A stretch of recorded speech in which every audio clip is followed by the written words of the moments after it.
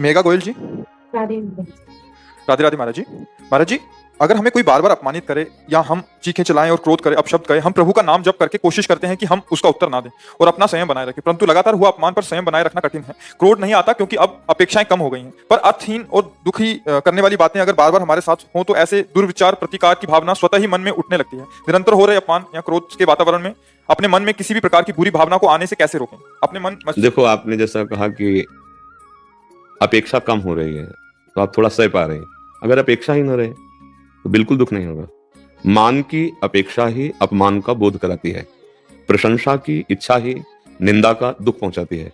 यद्यपि किसी भी दुख और लौकिक सुख की सामर्थ्य नहीं है जो हमारे तक पहुंच सके, पर हम अपने स्वरूप को भूल करके अंतःकरण में तन्मय हो गए। अंतःकरण सूक्ष्म शरीर है और अंतःकरण तदात्म हो चुका है स्थूल शरीर में।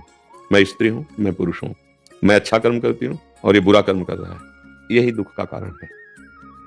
इसको हम बाहरी किसी सहयोग से या परिस्थिति के परिवर्तन से सुधार नहीं कर सकते। विवेक के द्वारा बचा जा सकता है। अगर विवेक का प्रयोग ना करो तो हृदय जलेगा और आप वो क्षण आएगा जब आप उसी वृत्ति से युक्त होकर के वैसे ही बर्ताव कर बैठेंगे। फिर आप साधक नहीं रह जाएंगे, फिर आप एक संसारी पुरुष जैसा बर्ताव हो जाएगा। हम मान की इच्छा रखते हैं तभी हमें अपमान बुरा लगता है। कौन किसका अपमान कर रहा है? सामने उसके हृदय में प्रभु हैं। हम जब प्रभु भावना से युक्त होंगे, वही प्रभु यहां बैठे हैं। अगर भक्ति से देखें और ज्ञान से देखें तो एक आत्म तत्व के सिवा कोई है नहीं, तो किसका कौन अपमान कर रहा है? एक बार पूज्यपाद श्री उड़िया बाबा जी महाराज हरि बाबा जी के साथ एक बहुत बड़े उत्सव में गए हुए थे जहां बड़े बड़े महापुरुष आए हुए थे। तो हरि बाबा जब कीर्तन करवाते थे तो घंटानाद करते हुए सबसे प्रणव बुलवाते थे, ओम, सबसे पहले। इस बात का कुछ काशी के जो महापुरुष जन विद्वान थे उन्होंने निषेध किया कि सबको प्रणव बोलने का अधिकार नहीं है। उड़िया बाबा जहां कीर्तन होता था वहां बैठे, तो बाबा से कहा गया कि आप रोकिए हरि बाबा को कि प्रणव। उन्होंने हरि बाबा भगवत प्राप्त महापुरुष है, वो जो भी कर रहे हैं सब मंगल कर रहे हैं, उनके ऊपर शासन नहीं लग सकता। तो फिर उस सभा में जिन्होंने विरोध किया था वो भी थे। जब उनको माइक मिला तो बाबा अपने स्वरूप में हर समय रहते थे, स्मृतिमान ब्रह्म। तो निंदा शुरू की उड़िया बाबा की। वो इतने अनुगामी शिष्य ऐसे विद्वान उद्भट थे कि एक क्षण में जबान बंद, सब उकसे एकदम। बाबा ने सबको ऐसे रोक दिया, शांत रहे। आधा घंटा तक वो बाबा की निंदा करते थे, बाबा शांत। जब सब सभा उठी, बाबा उठे, जेवी कुटिया पे आए तो जो उनके प्रधान शिष्य थे बहुत उच्च कोटि के, तो उनका बाबा आप आदेश क्यों, रोक क्यों दिया, आदेश क्यों नहीं दिया? हम 2 मिनट में उनका मुंह बंद कर देते। तो बोले यही सत्संग सुना है ना, यही आपने अभी तक सत्संग सुना है। वो किसकी निंदा कर रहे थे? शरीर की। वो तो हम भी करते हैं। जो आत्म तत्व वहां से वही आत्म तत्व यहां है। कौन किसकी निंदा कर रहा है? देहाभिमान जब तक गलित नहीं होता तब तक ये बात आपको समझ में नहीं आएगी। शत्रु मित्र सम जान, मान मान अपमान सम, दुख सुख लाभ नहान। यह जो कृपा हरिवंश की। शत्रु मित्र में, मान अपमान में, निंदा स्तुति में, लाभ हानि में जिसका समान भाव बन रहा है, क्षमता आ रही, वही ऊंचाई पर चढ़ रहा है। नहीं तो पूरा संसार इसी में तो पिस रहा है। देखो क्या हो रहा है, लड़ाई झगड़ा, प्रिय संबंधों की हत्या, इसी से तो हो रहा है। 3 गुण माया के चल रहे, उसी में हमारी बुद्धि प्रभावित होकर। अगर हम सहना चाहते हैं और आगे निकलना चाहते हैं, क्योंकि सहने से ही निकल सकते हैं, लड़ाई से कुछ नहीं। वो 4 शब्द बोले कटु, आप और बोले तो फिर वो और द्वेष पक्का हो जाएगा। द्वेष हो जाएगा तो हृदय जलेगा, भजन होगा नहीं, भगवत मार्ग पुष्ट नहीं होगा। हमें ये बात सोचनी है कि मुझे भगवान पुष्ट कर रहे हैं। कैसे? जैसे आप हमें गाली दिए, हमारे हृदय में जलन हुई तो हमारे पाप नष्ट हो रहे हैं। भगवान हमें परिपक्व कर रहे हैं। पूज्यपाद श्री उड़िया बाबा जी महाराज ने कहा तब माना जाएगा कि आपका साधन परिपक्व हो रहा है। जैसे आपको कोई विदेशी भाषा में गाली दे तो आपको आप भाषा नहीं जानते, वैसे देखोगे ला कुछ बोल रहा है ऐसा लगेगा और आप चले जाओगे, कोई दुख नहीं होगा। बाबा बोले जब आपकी भाषा में आपको गाली दे, अपमानित करे और आप वैसे ही चले जाओ जैसे विदेशी भाषा में सुनने पर, तब आपको माना जाएगा कि आपका साधन ठीक चल रहा है। अब मान और अपमान, लाभ और हानि, सुख और दुख, ये द्वंद्व है। अगर आप भजन नहीं करते, सत्संग नहीं सुनते तो इन्हीं द्वंद्वों में पिसोगे।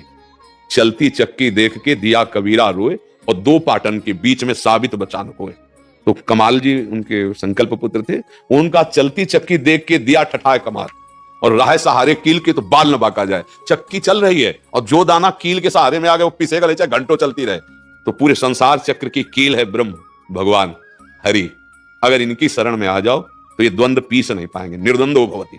कोई भी द्वंद्व तुम्हें इस पर, ये द्वंद्व है, मान अपमान, सुख दुख, लाभ हानि। और सही बात मानिए, ये भेद के कारण अनुभव हो रहा नहीं होगा। जैसे अपना छोटा सा बच्चा जो तोतली बोली में बोलता है अगर वो अपनी गोद में चढ़कर अपनी दाढ़ी पकड़े, अपने थप्पड़ मार दे अपने को और गाली दे दे, तो आप क्या करेंगे? हंसेंगे और बोले तुम्हें अपमान नहीं लगा, थप्पड़ मार दिया तुम्हारा लड़का, दुलार आएगा, ए बच्चा है। क्यों? क्योंकि अपनापन है ना, लौकिक अपनापन से बात बता रहा हूं। और अगर भगवत भाव का अपनापन है कि मेरे प्रभु ही सब में है, तो अपमान का बोध नहीं होगा, निंदा का बोध नहीं होगा, दुख का बोध नहीं होगा। चाहे भक्ति मार्ग से चलो, चाहे ज्ञान मार्ग से चलो, बिना सम हुए आप दुखों की निवृत्ति नहीं कर सकते। यहाँ केवल अध्यात्म शब्दों की चर्चा होती है, व्यवहारिक शब्दों का यहाँ कोई महत्व नहीं। हम जब व्यवहार में उतरते हैं तब हम फिसल जाते हैं, तब हम अध्यात्म को समझ नहीं पाते। हमारा जो कर्तव्य है, यदि हम केवल अपने कर्तव्य को देखें, उसके कर्तव्य को ना देखें, तो हमें कोई दुख नहीं होगा। हम अपने कर्तव्य को तो कर रहे हैं, अपने कर्तव्य के बदले में उससे हम कर्तव्य चाहते हैं कि हम आपको इतना प्यार करते हैं, ऐसे चल, तो आप कम से कम इतने मृदु वचन तो बोल सकते हो ना। आप कड़वा क्यों बोले हमारे लिए? अब उसके कर्तव्य का निरीक्षण परीक्षण होने से हम अपने कर्तव्य को भूल गए। अब हमारे अंदर या तो द्वेष हो जाएगा, और या फिर जैसे वो भाषा बोल रहा था वैसी भाषा हमारी निकल जाएगी। महाराज उसी को इसलिए दे रहे हैं, ये प्रश्न मेरे लिए ही है, वो मेरी पत्नी है। महाराज जी उन्होंने मेरे लिए ये पूछा है, मैं बहुत दुखी हूं महाराज जी, ये मेरे लिए उन्होंने पूछा। तो आप इसको समझ लीजिए, क्यों गुस्सा करते हो? आप विचार करके देखो, क्या आप में ऐसे सद्गुण हैं, क्या आप में ऐसी गलती नहीं है जिसमें आप पर गुस्सा किया जा सके? तो देखो, अगर बिल्कुल सरल भाषा में समझो, आप बिल्कुल सद्गुण संपन्न हो जाएंगे तो गुस्सा आएगी नहीं, क्योंकि दुर्गुण है गुस्सा।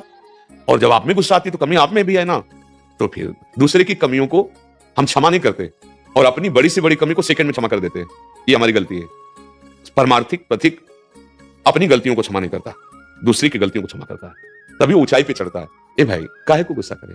क्यों गुस्सा करे? अगर मान लो कोई अनजाना व्यक्ति हमसे अपमानजनित क्रिया कर रहा है, द्वेष, तो बेचारे की बुद्धि ऐसी है।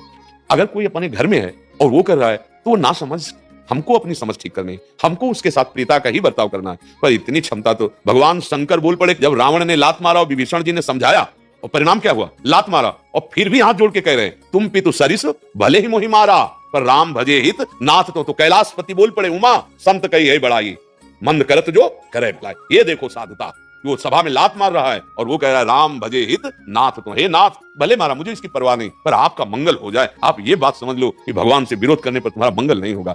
हमको थोड़ा समझना पड़ेगा, क्यों गुस्सा करते हैं? ये गुस्सा की वृत्ति हमारी गलती है। हम दूसरे की बात सोचकर सुनकर क्रोध धारण करते हैं, तो क्रोध तो त्रिविधम नरकस्येदम द्वारम, ये 3 नरक के द्वार है, कामा क्रोधा तथा लोभा। हम तो नरक जाने वाला मार्ग तय कर रहे हैं, गलती हम कर रहे हैं, हमें क्रोध नहीं करना। देखो, अगर हम क्रोध ना धारण करके प्रियता से बर्ताव करते रहे और सच्चाई से, तो सामने वाले को बदलना पड़ेगा, पक्का बदलना पड़ेगा। बहुत बड़ी सामर्थ्य प्रियता में होती है, और अगर नहीं बदलता और आप सह रहे हो, तो उसको ऐसा भयानक दंड मिलेगा कि उसे टूटना पड़ेगा, बदलना पड़ेगा। ऐसा नहीं है, सत्य में सामर्थ्य होती है। हम क्रोध क्यों करें? कारण क्या है क्रोध का? अज्ञान, अज्ञान, कामना, कामा संजायते क्रोधा, क्रोधा स्मृति विभ्रमा, स्मृति भ्रंशात् बुद्धिनाशो, बुद्धिनाशात् प्रणश। आप कामना करते हैं अपने कर्तव्य को ना देखकर सामने वाले से, तो आपको गुस्सा आता है, आप लड़ते हो। ऐसा नहीं। जिससे मान लो आपकी पत्नी है, उसने आपको जीवन समर्पित किया है, अगर कोई त्रुटि हो जाती है तो प्यार से समझा दीजिए। 100 बार नहीं समझ में आता तो 101 बार हम प्रयास करेंगे। हमारा कर्तव्य ये नहीं होना चाहिए, ना इनका आपके प्रति और ना आपका इनके प्रति, और ना हमें समाज के प्रति। अब जैसे कहते हैं कि भगवान युद्ध के लिए अर्जुन को कह रहे हैं, तो तुम युद्ध थोड़ी कर रहे हो, धर्म संज्ञक युद्ध भूमि में थोड़ी आए हो, तुम एक समाज में रह रहे हो इन विकारों पर विजय प्राप्त करने के लिए। तुम्हारे सामने युद्ध थोड़ी कर, पत्नी कोई तुम्हारी द्रोही युद्ध है क्या? विपक्ष में खड़ेगा नहीं, ये घर की समस्या है। परिवार में अनुकूलता प्रतिकूलता जनित बर्ताव होते रहते हैं। आपको इतना गंभीर बनना है, अगर परमार्थ की बात समझो, तो किसी के प्रति भी आपका कड़वा व्यवहार ना हो, आपके प्रति जो कड़वा व्यवहार उसे सह जाओ, तो आप महान बन जाओगे, आप सुखी हो जाओगे। क्यों? आप बताइए, कोई संशय आपको?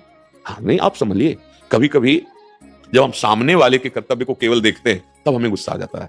अगर हम उस समय देखें कि उसकी जगह अगर हम ऐसा आचरण करते होते तो क्या होता? अरे उससे गलती हो रही, हमें क्षमा करना है, प्यार से बढ़ाना है, बहुत शांति, बहुत सुख। नहीं, घर घर में कलह, पिता पुत्र में कलह, पति पत्नी में कलह, कैसे कैसा अज्ञान बढ़ रहा है। क्या हो रहा है? क्या यही प्रेम है? क्या यही मानव जीवन का स्वरूप है? अब कह दे कि सब बदल जाएंगे, तो सब नहीं बदलेंगे, नहीं बदलेंगे, क्योंकि कोई सुनना नहीं चाहता, कोई अपने को बदलना नहीं चाहता। जैसे आप चाहे पत्नी की प्रेरणा मान ले, चाहे भगवान की प्रेरणा मान ले, आप जैसे आए हैं, सुन रहे हैं, इस पर विचार करें, थोड़ा धैर्य धारण करें, नाम जप करें, तो अभी ठीक होने लगेगा।